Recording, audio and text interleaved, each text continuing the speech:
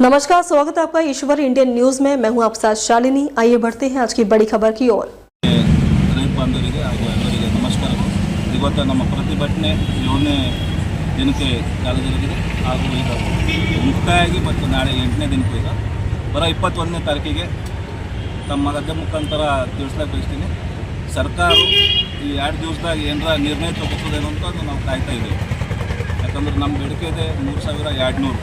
ಅವರು 2,900 ರೂಪಾಯಿ ಕೊಡ್ತಾ ಅಂತ ಹೇಳ್ತಾರೆ. ನಾವು ಯಾರೂ ಒಪ್ಲಕ್ಕೆ ತಯಾರಿಲ್ಲ. 3,200 ರೂಪಾಯಿ ಸರ್ಕಾರ ಕೊಡಬೇಕಂತ ಒಂದು ವಿನಂತಿ ಇದೆ. ಯಾಕಂದ್ರೆ ಮಾಜಿ ಮುಖ್ಯಮಂತ್ರಿಗಳು ಸಿದ್ದರಾಮಯ್ಯ ಅವರು ಆದೇಶ ಹೊಡ್ಸ್ಯಾರ.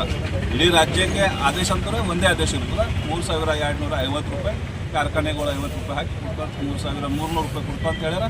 ಇಲ್ಲೂ ಕೂಡ ಸೇಮ್ ಅದೇ 3,200 ಅಟ್ಲೀಸ್ಟ್ 100 ಕಡಿಮೆ ಆದ್ರೂ ಕೂಡ ನಾವು 3,200 ರೂಪಾಯಿ ತಗೊಳಕ್ಕೆ ನಾವು ಇಲ್ಲಿ ಬದ್ಧರಿದ್ದೆವು.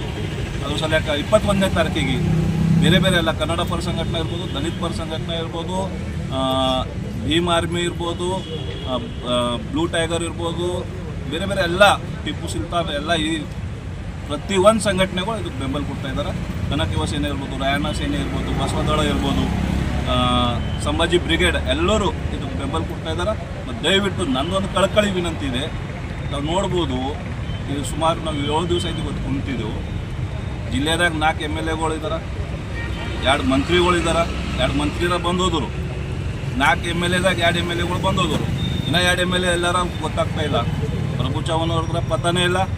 ಶರಣು ಸಲ್ಗಾರ್ ಅವ್ರು ಬಸವ ಕಲ್ಯಾಣದಾಗ ಚಪ್ಪ ಉಳ್ಕೊಂಡಿನ ಬಾದ ರೈತರಿಗೆ ಏನೋ ಒಂದು ಅಕೌಂಟ್ದಾಗ ಹಣ ಬಂದು ತಾವು ನಂದೊಂದು ವಿನಂತಿ ಇದೆ ಶರಣು ಸಲ್ಗಾರ್ ಅಣ್ಣವರಿಗೆ.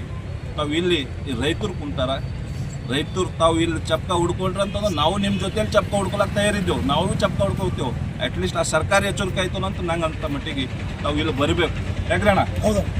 ಅಲ್ಲಿ ಚಪ್ಕ ಹುಡ್ಕೊಂಡ್ರಿ ಅಕೌಂಟ್ದಾಗ ರೊಕ್ಕ ಬಂದು, ಇಲ್ಲಿ ಚಪ್ಕ ಹುಡ್ಕೊಂಡ್ರಿ ಅಂತೀರಿ ಬಿಲ್ಕುಲ್ 3,200 ಸರ್ಕಾರ ಮಣಿತದ. ಅದ್ರ ಸಲಕ್ಕೆ ತಾವು MLA ಇದ್ರಿ, 4 MLAಗಳಿದ್ರಿ, 2 ಮಂತ್ರಿಗಳಿದ್ರಿ. ಈಗ ಸನ್ಮಾನ್ಯ ಶ್ರೀ ಈಶ್ವರ್ ಖಂಡ್ರೆ ಬಂದು ಭವಿಷ್ಯ ಏನಾರ ಸಿಹಿ ಸುದ್ದಿ ಕೊಡ್ತಾರಂತ ಹೇಳಿದ್ರು. ಸಿಹಿನೂ ಇಲ್ಲ, ಕೈನೂ ಇಲ್ಲ. ಅದ್ರ ಸಲಕ್ಕೆ ಅವ್ರಿಗೂ ಕೂಡ ವಿನಂತಿ ಇದೆ. ಯಾಕಂದ್ರೆ ತಾವು ಬಲಿಷ್ಠ ನೇತ ಇದ್ರಿ. ಈಗ ರಾಜ್ಯದಾಗ ಹೋಗು ಮುಂದಿನ ಕನಸದಾಗ ಮುಖ್ಯಮಂತ್ರಿ ಆಗಬೇಕಂತ ತಮ್ಮ ಆಸಕ್ತಿ ಇದೆ. ತಾವು ಕೂಡ ನಮಗೇನು ಆಸೆ ಇತ್ತು ಅಂತಂದ್ರೆ ಆಗುತ್ತಾ ತಾವು ಹೇಳಿ ನಂಗೆ ತಾವು ಕೇಳಿದ್ರಲ್ಲ ಈಗ ಅವತ್ತು ಏನಾಯಿತು ಏನಿಲ್ಲ. ನಮ್ದೇನು ಇದ್ದಿಲ್ಲ. ಇದು ಏನದಂದ್ರೆ ರೈತರು ಪ್ರತಿಭಟನೆ. ನಾನು ಒಬ್ಬ ರೈತನಿದ್ದೀನಿ. ನಾನು ಕೂಡ 100 ರೂಪಾಯಿ ಹೆಚ್ಚಿಗೆ ಬಂದರೆ ಒಂದು ಒಳ್ಳೆ ಬೆಲೆ ಬರ್ತಂತ ನಾವು ಕೂಡ ಈ ಪಕ್ಷ ಆ ಪಕ್ಷ ಅಂತಿಲ್ಲ. ನಾನು ಒಬ್ಬ ರೈತ ಇದ್ದೀನಿ, ಬಂದು ಕೂತೀನಿ. ಅವ್ರಿಗೆ ಏನು ತಿಳಿತೋ ಏನು ಬಿಡ್ತೋ ಅವ್ರಿಗೆ ಬಿಟ್ಟಿದ್ದ ವಿಷಯ. ಅವ್ರು ಏನು ಮಾಡ್ಯಾರ ಪರವಾಗಿಲ್ಲ. ಅಟ್ಲೀಸ್ಟ್ 3,200 ರೂಪಾಯಿ ಈ ನಮ್ಮ ಎಲ್ಲ ರೈತರಿಗೆ ಕೊಡಿಸ್ಬೇಕಂತ ಅವ್ರಿಗೂ ವಿನಂತಿ ಇದೆ. ರಹೀಮ್ ಖಾನ್ ಅವ್ರಿಗೆ ವಿನಂತಿ ಇದೆ. ರಹೀಮ್ ಖಾನ್ ಅವರ ಖಾನ ಸೋನಾ ಎರಡೇ ಕೆಲಸ ನಡೆದವು ಜಿಲ್ಲಾದಾಗ.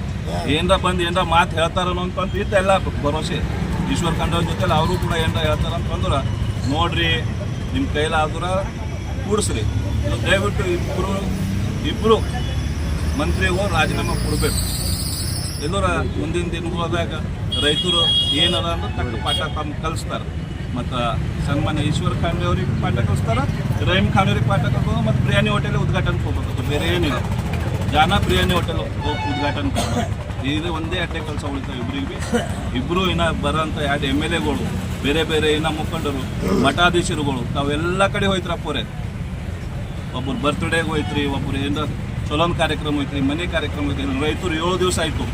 ಒಬ್ಬರು ಭೀ ಮಠಾಧೀಶರು ದೊಡ್ಡ ಮಠಾಧೀಶರು ಬಂದು ಹವಾಮಲ್ಲಿನಾಥ ಒಬ್ಬರಿಗೆ ಬಿಟ್ಟು ಬೇರೆ ಯಾರು ಮಠಾಧೀಶರು ಏನೋ ಬರ್ಲಿಕ್ಕೆ ತಯಾರಿಲ್ಲ. ನಾವು ಮಾಧ್ಯಮ ಮುಖಾಂತರ ಎಲ್ಲ ಮಠಾಧೀಶರಿಗೆ ಭೀ ಕಳಕಳಿ ವಿನಂತಿ ಮಾಡ್ತೀನಿ. ಯಾಕಂದ್ರೆ ಮಠ ಮತ್ತು ಮಂದಿರ್ ಮಸ್ಜಿದ್ ಇವು ಬಡವ್ರದಿಂದ ಮತ್ತು ರೈತರದಿಂದ ಹೊಡೆದೈತವು. ನಮ್ದೆಲ್ಲ ಬೆಳೀತು ಅಂತಂದ್ರೆ ನಾನು 100 ರೂಪಾಯಿ ಹಾಕೋದಿಲ್ಲ, 500 ರೂಪಾಯಿ ಹಾಕ್ತೇವೆ ಕಾಣಕ್ಕೆ. 500 ರೂಪಾಯಿ ಮಠಕ್ಕೆ ಕೊಡ್ತೀವಿ. ಈಗ ಫ್ಯಾಕ್ಟ್ರಿದವ್ರು ಹೇಳ್ತಾರೆ ಕೊಡ್ಲಾಕ್ ಆಗಲ್ಲ ಅಂತ. ಅವ್ರೇನೋ ರೊಕ್ಕ ಮನೆಗೆ ಕೊಡ್ಲತ್ತಿಲ್ಲ. ನಿಮ್ಗೆ ಕೊಡ್ಲಾಕ್ ಆಗಲ್ಲ ಅಂತ ಸೀದಾ ರಾಜೀನಾಮೆ ಕೊಡಿ. ಮಲ್ಲಿಕಾರ್ಜುನ ಸ್ವಾಮಿ ಅಂತವರು, ನಮ್ಮ ವೀರಶೆಟ್ಟಿ ಅಂತವರು, ಬಸಪ್ಪಣ್ಣವ್ರು ಅಂತವ್ರು ಫ್ಯಾಕ್ಟ್ರಿ ಮಾಲಕರು ಆಯ್ತಾರೆ. ಫ್ಯಾಕ್ಟ್ರಿ ಮಾಲಕರ 3,500 ರೂಪಾಯಿ ಕೂಡ ತಾಕತ್ತು ನಮ್ಮ ರೈತರ ಬಳಿ ಅದ.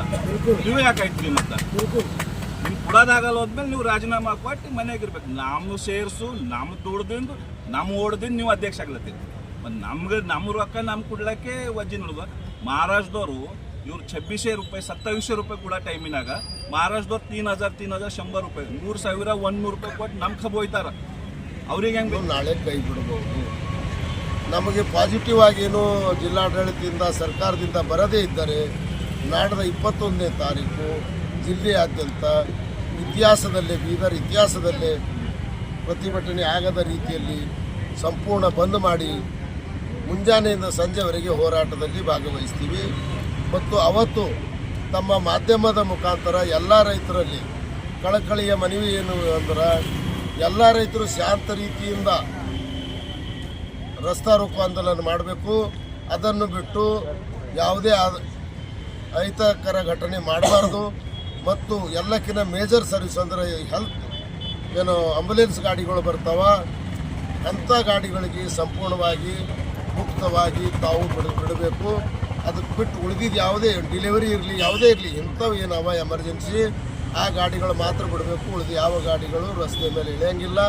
ಅದಕ್ಕೆ ಇವತ್ತೇ ನಾವು ನಮ್ಮ ರೈತರಿಗೆ, ರೈತ ಸಂಘದವರಿಗೆ ಮತ್ತು ನಮ್ಮ ಜೊತೆ ಇರ್ತಕ್ಕಂಥ ಕಾರ್ಮಿಕ ಸಂಘಟನೆ ಎಲ್ಲ ಕನ್ನಡ ಪರ ಹೋರಾಟಗಾರರಿಗೆ ನಾವು ಮನವಿಯನ್ನು ಮಾಡ್ತೀವಿ. ಆಗ್ತಕ್ಕಂಥದ್ದು ಬೀದರ್ ಜಿಲ್ಲೆಗೆ ಒಂದು ಸರ್ಕಾರ ಮಾಡಬೇಕು. ಅದರ ಜೊತೆ ಈಗೇನು ಕಾರ್ಖಾನೆಗಳು ಮೋಸ ಆಗ್ತಾ ಇದೆ ಅದಕ್ಕೊಂದು ತಂಡವನ್ನು ರಚಿಸಿ ಆ ತಂಡದಲ್ಲಿ ರೈತ ಸಂಘದ ಪ್ರತಿನಿಧಿಗಳಿದ್ದು ಯಾವಾಗ ಭೀ ಶುಗರ್ ಟೆಸ್ಟಿಂಗ್ ಇರ್ಬೋದು, ಕಾರ್ಖಾನೆಗಳಿಗೆ ಏನು ಮಲಸಿಯಸ್ ಟೆಸ್ಟಿಂಗ್ ಇರ್ಬೋದು ಅದನ್ನು ಚೆಕ್ ಮಾಡ್ಲಿಕ್ಕೆ ರೈತ ಸಂಘದವರಿಗೆ ಸರ್ಕಾರಿ ಅಧಿಕಾರಿಗಳ ಜೊತೆ ಮಾಡ್ತಕ್ಕಂಥ ಒಂದು ಕಮಿಟಿ ಮಾಡಬೇಕು ಅಂತ ಈ ನಿಮ್ಮ ಮಾಧ್ಯಮದ ಮುಖಾಂತರ ಸರ್ಕಾರಕ್ಕೆ, ಜಿಲ್ಲಾಡಳಿತಕ್ಕೆ ಮತ್ತು ಅದಕ್ಕೆ 21 ಗುಗ್ರೆ ಅದಲ್ರಿ. ನಾಳೆ ಒಂದು ವೇಳೆ ಆಗಲಿಲ್ಲ ಅಂದ್ರೆ 21 ಗುಗ್ರೆ ಅದದು.